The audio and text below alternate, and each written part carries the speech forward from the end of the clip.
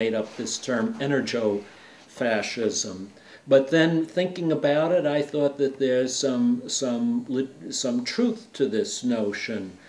And what I mean by that is in a world where energy will become increasingly scarce. Now, when I say scarce, I mean scarce with respect to demand. The demand for energy is expected to increase by 50% in the next 25 years. But the supply will not increase by 50%. It may increase, but not nearly as much as demand. So we will experience virtual scarcity around the world. And what I expect is that the state, wherever, whether it's in capitalist countries or communist countries, the state will assume more control over the allocation of energy. You'll have what call it statism. And we see this already, the state assuming more control. Either it will ration energy or it will control the flow. This is happening in every single country in the world. And this could take a repressive form. It will entail the use of military force to secure oil and protect the flow of oil. We see this in the United States. We see this in China. It could also include the use of the state making decisions over what kind of energy and who will get the benefits of that energy. And if we're talking about nuclear power, it will be highly centralized, highly militarized, because nuclear power has the risk of leading to proliferation, so it's a danger of terrorism, so you need a heavy police presence in every nuclear power plant. So the more you have nuclear power, the more state control you have. So the notion of energo-fascism, as I call it, is not just a made-up concept. It has real application to the real world. In an article that you wrote this month, Beyond the Age of Petroleum, you say that, and this is a quote, "In the past 6 months, the signs of an imminent peak in conventional oil production have become impossible to ignore."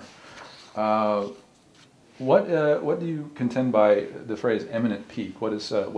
What are the ramifications of that? Well, first, what do I mean by it? What do you mean by it? Yes. Yeah. Yes. Well,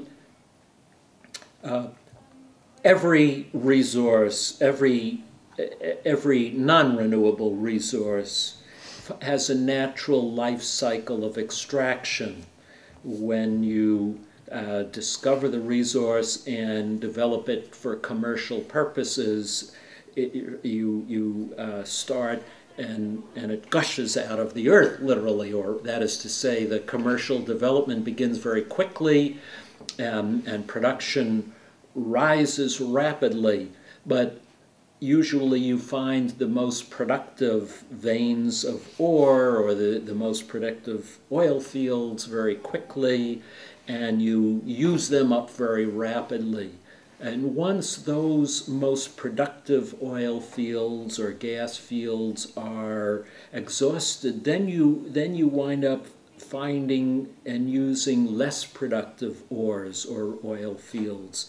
And so the rise of production begins to slow down to the point where you can no longer increase the global production of that resource, and you reach a peak point of output.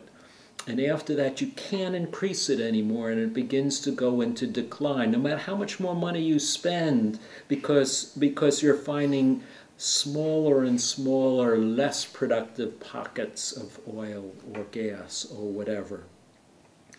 And what it appears is that we are now at the peak moment of conventional oil. We're not finding productive new fields anymore. The most productive oil fields in the world were all discovered 30, 40, 50, 60 years ago.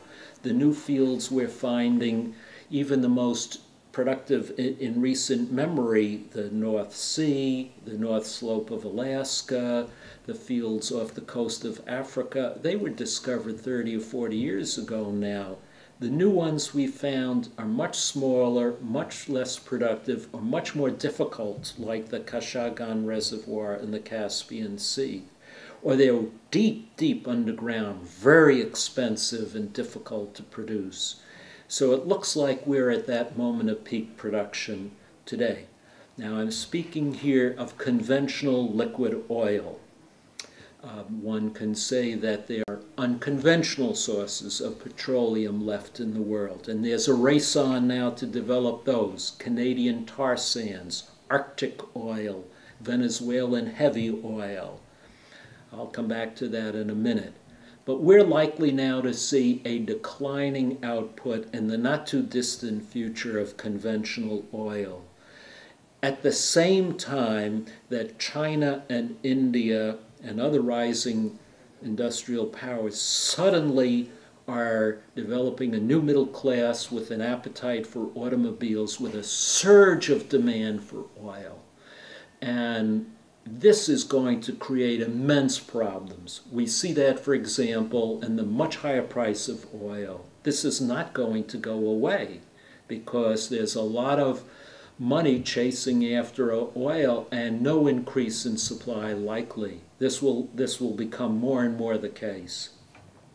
It will also lead to geopolitical competition because China needs more oil, the United States needs more oil, India will need more oil before long, and the supply is not going to grow, so they will be fighting with each other over access to whatever oil is left in the world. And you have that problem. So maybe some of these unconventional sources of oil will become more important, and you'll see a race for the Arctic, and Venezuela's heavy oil has become more important, and so on. But it's a whole new geopolitical landscape because we have now reached this point of peak conventional oil. You were referring to the Arctic. There was that recent event in the news in August when the Russian expedition planted a titanium flag on the ocean floor, and referring to the Lomonosov Ridge as an extension of the continental shelf. Do you think that was designed to sort of lay the groundwork for claiming a huge swath of the Arctic? Yeah, I don't have to think that. I mean, the Russians were pretty clear about their intentions of claiming that area for future development by Russia as a source of energy. The Russians are already developing offshore areas in the extreme north. Right now, off of Sakhalin Island is one of their major new sources of oil and gas, and they have they're developing a new gas field in the Barents Sea. So they're already moving in this direction, and there are some geologists who say that Russia's onshore oil and gas fields are likely to be depleted in the next decade or so, so they must move offshore into the Arctic Ocean if they are to continue to increasing their output. So that would be equitable with, for example, Hubbards' peak theory. This theory. Would you care to explain what Hubbards' peak theory about who he was? Well, M.